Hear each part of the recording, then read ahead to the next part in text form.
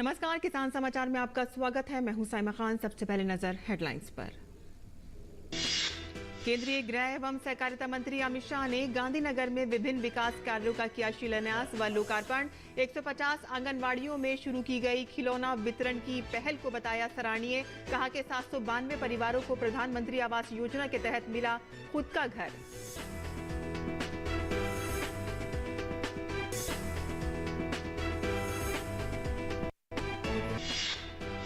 लाल किले में आयोजित स्वतंत्रता दिवस समारोह में दिखेगी विश्वकर्माओं की झलक। देश भर से लगभग 1800 लोगों को किया गया आमंत्रित।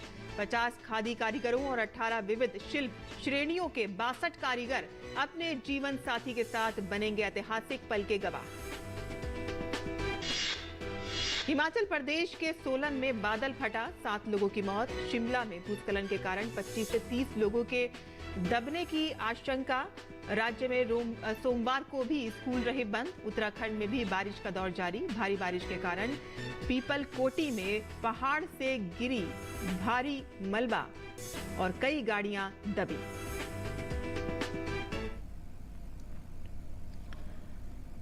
और अब समाचार विस्तार से। केंद्रीय गृह एवं सहकारिता मंत्री अमित शाह ने रविवार को गुजरात की राजधानी गांधीनगर में विभिन्न विकास कार्यों का शिलान्यास व लोकार्पण किया। अपने संबोधन में अमित शाह ने कहा कि आज 792 परिवारों को प्रधानमंत्री आवास योजना के तहत खुद का घर मिला है। अब इन सभी को घर की चिंता से मुक्ति मिलेगी और वो अपने भविष्य को समृद्ध बनाने में जुटेंगे। अमित शाह ने कहा कि गिडी क्रीडा द्वारा गांधीनगर के 150 आंगनबाड़ियों में शुरू की गई खिलौना वितरण की पहल अत्यंत सराहनीय है। इससे पूरे क्षेत्र के गरीब बच्चों के चेहरे पर मुस्कान लौटेगी। अमित शाह ने गुडा द्वारा नवनिर्मित उद्यान का लोकार्पण कर उसे जनता को समर्पित किया। इस उद्यान में बच्चों के खिलौने से लेकर वृद्ध जनों के टहलने तक की सभी सुविधाएं उपलब्ध हैं। उन्होंने कहा है कि पूरे क्षेत्र में ऐसे अनेक उद्यानों का निर्माण किया जा रहा है और इससे स्थानीय लोगों में स्वास्थ्य के प्रति जागरूकता के साथ साथ पर्यावरण संरक्षण को बढ़ावा मिलेगा।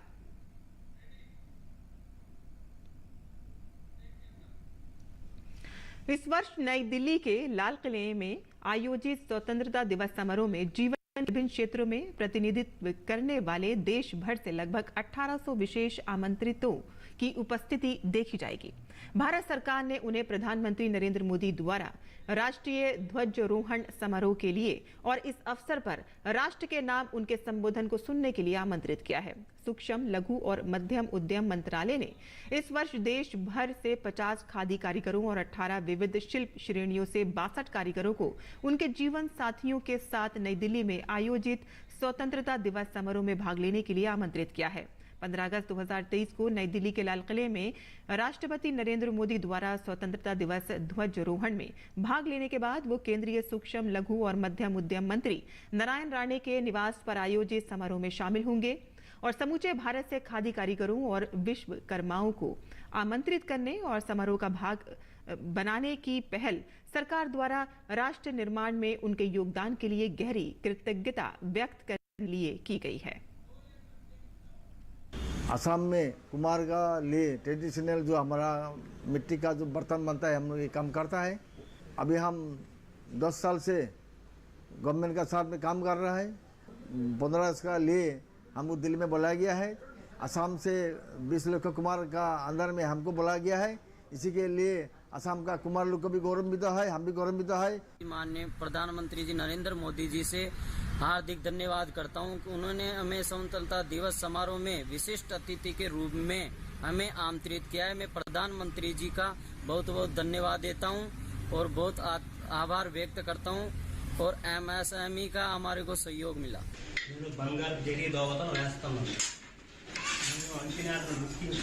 నరేంద్ర మోడీ గారు ప్రభుత్వం ఈ ఆగస్టు 15కి ఎర్రకోటకి రమ్మని ఆహ్వానించారు। వారికి మా కృతజ్ఞతలు। और इस बार स्वतंत्रता दिवस समारोह में भाग लेने के लिए लद्दाख केंद्र शासित प्रदेश के आपको बता दें कि चांगथांग क्षेत्र के सरपंचों को भी आमंत्रित किया गया है और हमारे संवाददाता से उन्होंने बात की है। उन्होंने दिल्ली में आमंत्रित किए जाने पर खुशी व्यक्त की है और अपने अपने क्षेत्रों में सरकार की विकासात्मक पहल की सराहना की है। 70 साल से जो काम नहीं चल रहा है वो आजकल बड़ी ज़ोर से चल रहा है। 70 साल से पहले आज तक जितना भी लोगों से ऑफिसर से दरख्वास्त किया था मगर कोई सुनने वाला नहीं आया, करने वाला नहीं आया है। अभी मोदी की मेहरबानी से वहाँ हर एक 2-3 गार्ड भी है, वहाँ भी नाका पहुँच रहा है, जल जीवन का नाका पहुँच रहा है, रोड भी बना रहा है। इसलिए मैं मोदी साहब से बहुत शुक्रिया गुजार करता हूँ। चाहे इंफ्रास्ट्रक्चर को या अदर डेवलपमेंट को ज़्यादा उतना डेवलपमेंट नहीं होता था, लेकिन आज यूटी बनने के बाद काफ़ी डेवलपमेंट हुआ है। हमारा गांव में सबसे दिक्कत यह है बाकी काम पूरा चल रहा है, लेकिन हमारा गांव में नेटवर्क के प्रॉब्लम है। तो हमने एपी साहब और सीसी साहब से को बताते हुए अभी मेरे को 5 साल हुआ तो सबसे दिक्कत हुई। बाकी सब काम सब चल रहा है डिपार्टमेंट की तरफ से या यूटी बनाने के बाद से काफ़ी फंड में आ रहा है। तो मैं सब डिपार्टमेंट की तरफ यूटी एडमिनिस्ट्रेशन की तरफ सबको मैंने मेरी तरफ से शुक्रिया अदा किया। और तेज बारिश के कारण सोलन में बादल फटने से 7 लोगों की मौत हो गई है। इनमें से 5 लोगों के शव अभी तक निकाले गए हैं और बाकियों की तलाश जारी है। यहाँ कंडा घाट उपमंडल की ममलीक उप तहसील के जडौंग गांव में देर रात 1:30 बजे बादल फटने से कई घर बह गए और हालात अब भी यहां इतने खराब हैं कि मौके तक पहुंचने के लिए चारों तरफ से सड़कें बाधित हो गई हैं। लोक निर्माण विभाग को के लिए सूचित किया गया है। फिलहाल स्थानीय ग्राम पंचायत के उप प्रधान अपनी ओर से राहत कार्य कर रहे हैं। वहीं राजधानी शिमला में भूस्खलन होने के कारण 25 से 30 लोगों के दबे होने की आशंका है। पराशर के लिए जाने वाली सड़क पर बागी नाला पर बना पुल भारी बारिश के कारण बह गया है और मंडी और आसपास के इलाकों में 200 से ज्यादा पर्यटकों के फंसे होने की आशंका जताई जा रही है। हमीरपुर जिले में रात भर से हो रही मूसलाधार बारिश ने जमकर तबाही मचाई है। लगातार हो रही बारिश से सुजानपुर शहर जलमग्न हो गया है। हिमाचल प्रदेश के आपदा प्रबंध विभाग के अनुसार राज्य में मरने वालों की संख्या 274 हो गई है।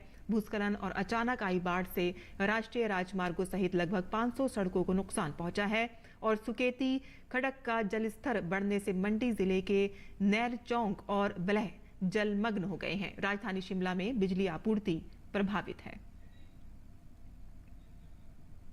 वहीं हिमाचल प्रदेश के मुख्यमंत्री सुखविंदर सिंह सुक्खू ने सोलन जिले के जादौन गांव में बादल फटने से 7 लोगों की मौत पर शोक व्यक्त किया है। अपने ट्वीट में मुख्यमंत्री ने कहा कि सोलन जिले की धवला उप तहसील के गांव जादौन में दुखद बादल फटने की घटना में 7 अनमोल जिंदगियों को नुकसान के बारे में सुनकर दुख हुआ। शोक संतप्त परिवारों के प्रति मेरी संवेदनाएं। इस कठिन समय के दौरान आपके दर्द और दुख में हम शामिल हैं। हमने अधिकारियों को इस मुश्किल समय के दौरान प्रभावित परिवारों को हर संभव सहायता सुनिश्चित करने का निर्देश दिया है। और वहीं उत्तराखंड में लगातार बारिश हो रही है। रविवार की रात से हो रही भारी बारिश के कारण ऋषिकेश के आसपास के इलाकों में कई जगहों पर जल भराव हुआ है और IDPL श्यामपुर जुमानीवाला खारा स्रोत में भारी बारिश से पानी से जनजीवन अस्त व्यस्त हो गया है। SDRF की टीमें सभी जगहों पर बचाव कार्य में लगी हुई हैं और लोगों को सुरक्षित स्थान पर पहुंचाया गया है। वहीं उत्तराखंड के चमोली के नगर पंचायत पीपलकोटी के मायापुर में देर रात हुई भारी बारिश से भारी नुकसान हुआ है। चमोली के जिला अधिकारी ने बताया है कि पीपलकोटी में पहाड़ से भारी मलबा आने के कारण कई गाड़ियां मलबे में दब गई हैं और सड़कें बंद हो गई हैं। फिलहाल जानमाल के नुकसान की कोई सूचना नहीं है।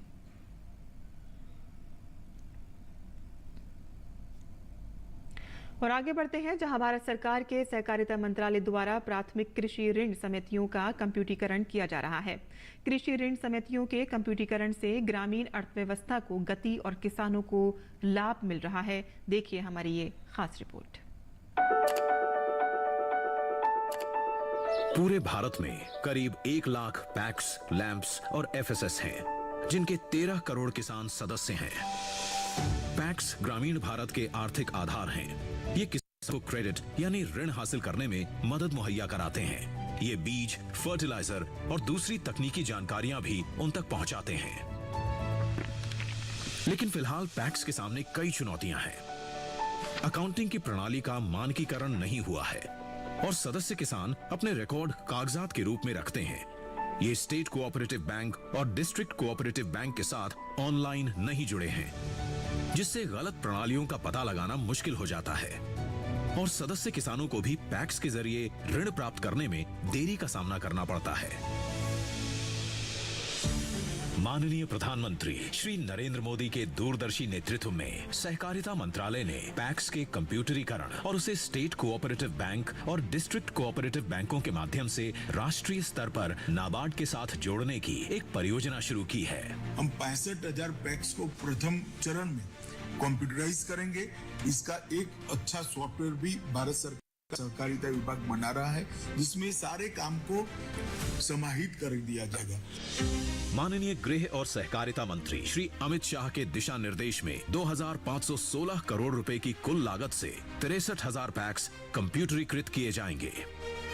इससे गरीबों की सुविधाओं में तो बढ़ोतरी होगी ही होगी और ग्रामीण अर्थव्यवस्था को भी नई ऊर्जा और नई ताकत मिलेगी।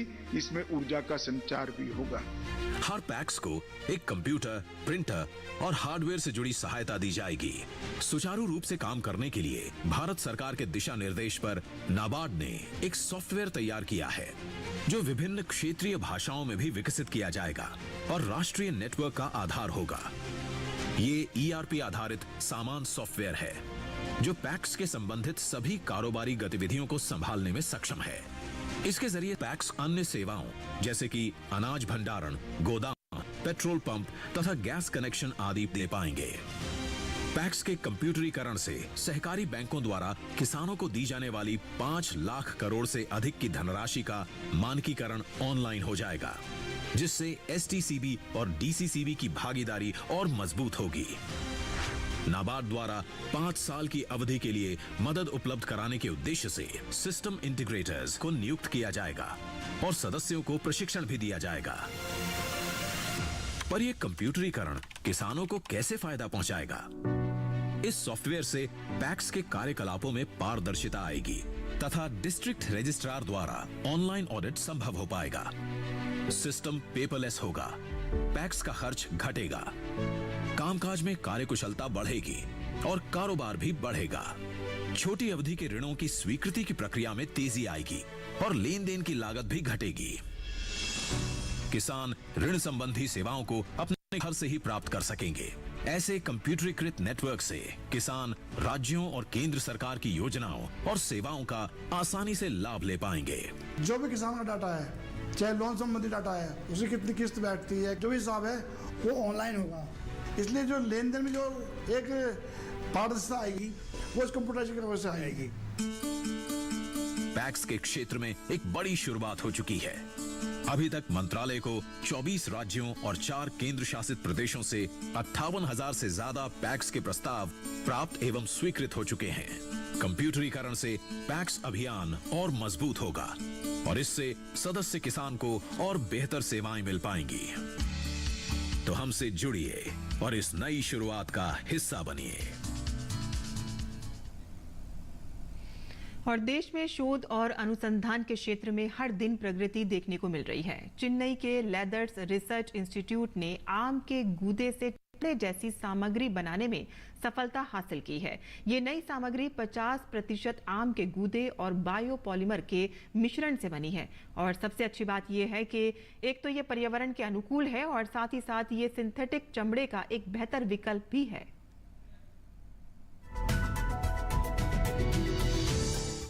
कल्पना कीजिए बगैर चमड़े से बने बेल्ट की, पर्स की। चौंक गए ना, क्योंकि बाजार में ऐसा उत्पाद आ गया है जो दिखता तो बिल्कुल चमड़े जैसा है, लेकिन असल में चमड़ा नहीं है।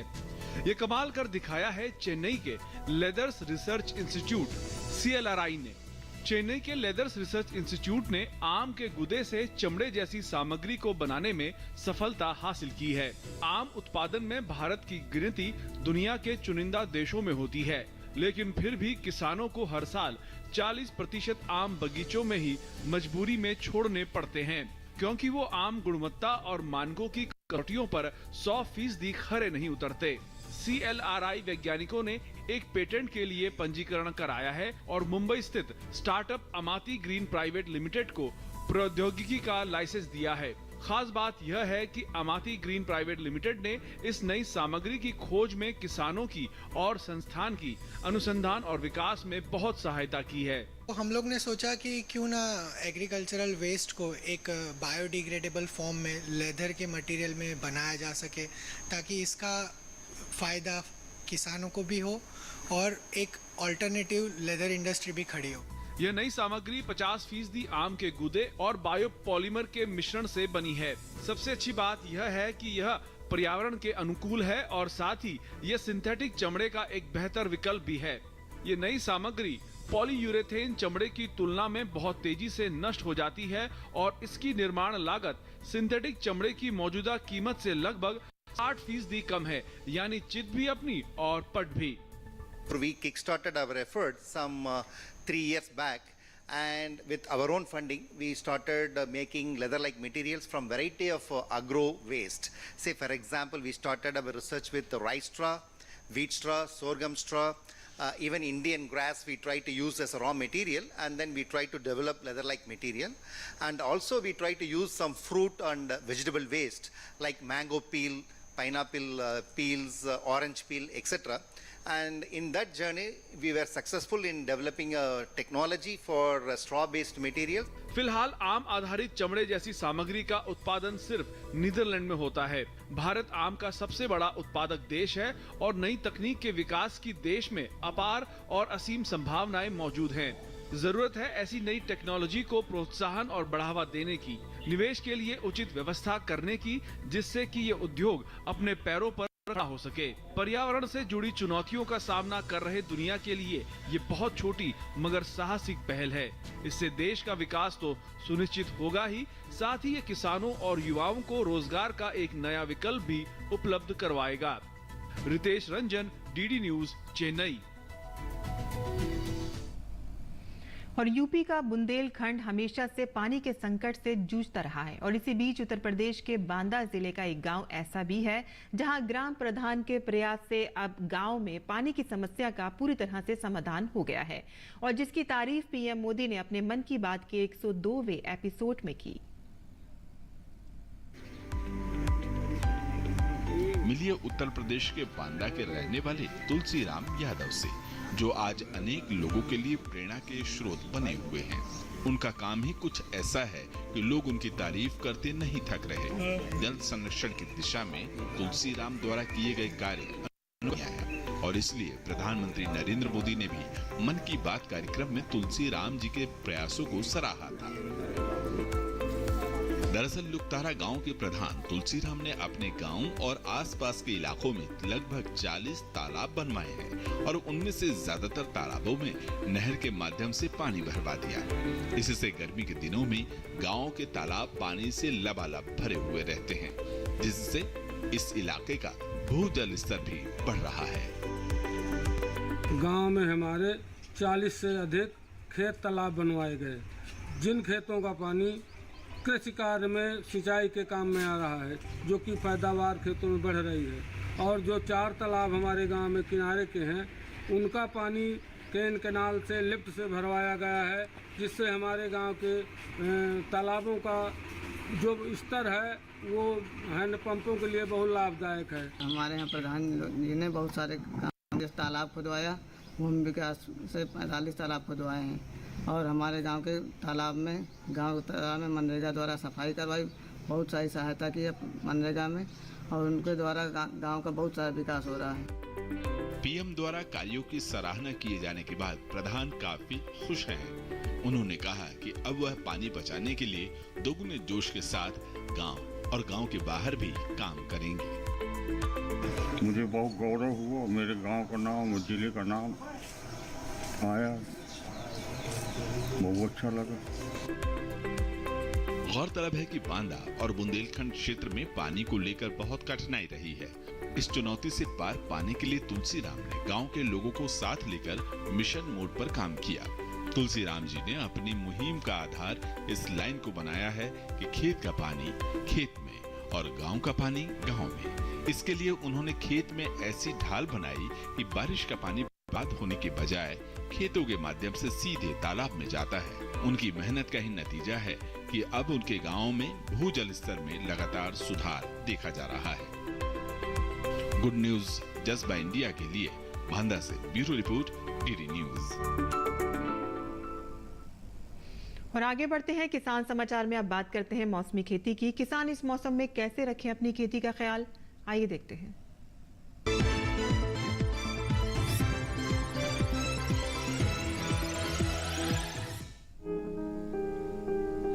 आंध्र प्रदेश में धान के खेत से जल निकासी का उचित प्रबंध करें। धान के खेत से खरपतवार निकालें, धान की रुपाई कर लें। यही मूंगफली की खेत से पानी की निकासी की व्यवस्था कर सकते हैं। मूंगफली की बुआई भी करें। साथ ही मक्के में कीट लगने की संभावना बनी हुई है। ऐसे में मक्के में कीटों से बचाव के लिए कृषि विशेषज्ञों की सलाह से कीटनाशक का छिड़काव कर सकते हैं। अभी अरहर के खेत से घास फूस निकाल लें। इसके अलावा बैंगन के खेत में जरूरी उर्वरक का इस्तेमाल करें। इस समय कपास की बुआई का समय उपयुक्त है। कपास के खेत में सिंचाई करते रहें।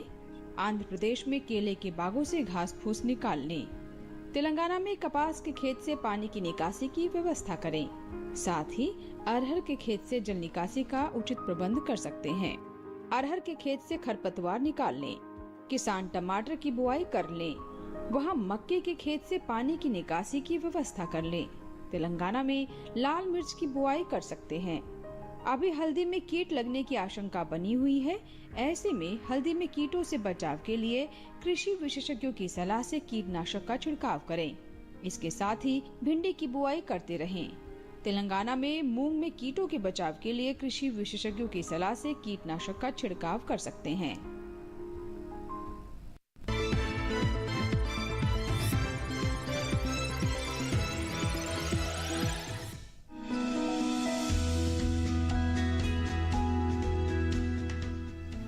शलजम को वैसे तो सभी तरह की मिट्टी में बोया जा सकता है, लेकिन दोमट मिट्टी सबसे उत्तम होती है।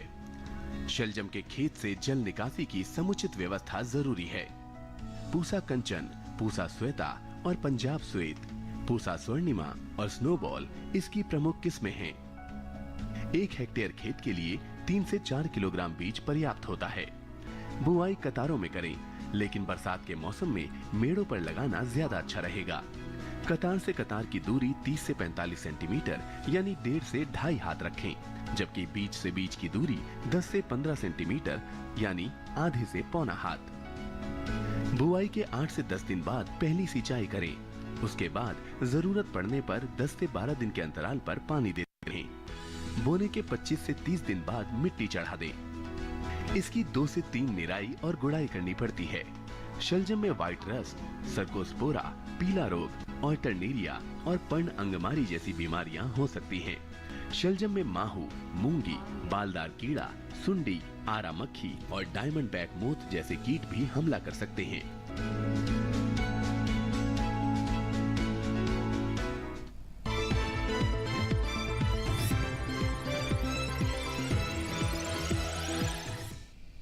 और मौसम खबर के बाद आइए अपना नजर डालते हैं कुछ और खबरों पर। सुप्रीम कोर्ट ने गोधरा में साबरमती एक्सप्रेस जलाने और पथराव के दोषी 3 लोगों की जमानत की मांग खारिज कर दी है। कोर्ट ने कहा है कि दोषियों पर गंभीर आरोप हैं। प्रधानमंत्री नरेंद्र मोदी के आह्वान, राष्ट्र हर घर तिरंगा अभियान मना रहा है। इस अवसर पर केंद्रीय गृह मंत्री अमित शाह ने अपने आवास पर तिरंगा फहराया। केंद्रीय मंत्री डॉक्टर जितेंद्र सिंह ने भी अपने आवास पर तिरंगा फहराया और पीएम की अपील पर हर घर तिरंगा अभियान को आगे बढ़ाया। और देश हर घर तिरंगा अभियान जोरों शोर से मना रहा है। बीएसएफ ओडिशा ने भी हर घर तिरंगा अभियान के तहत तिरंगा यात्रा निकाली। राजधानी दिल्ली से सटे नोएडा के सेक्टर 88 में एक निजी कंपनी में आग लग गई। समय रहते दमकल विभाग ने आग पर काबू पा लिया। उत्तर प्रदेश के बागपत इलाके में एक फोम की फैक्ट्री में भीषण आग लग गई। दमकल कर्मियों ने कड़ी मशक्कत के बाद आग पर काबू पा लिया। और राष्ट्रपति भवन का अमृत उद्यान 16 अगस्त से आम लोगों के लिए खुल जाएगा। अमृत उद्यान के लिए ऑनलाइन बुकिंग की भी सुविधा है। सोमवार को छोड़कर किसी भी दिन सुबह 10 बजे से शाम 4 बजे विजिटर यहां आ सकते हैं। और इसी के साथ ही हमारा किसान बुलेटिन यहीं पर ही समाप्त होता है। इजाजत दीजिए, नमस्कार।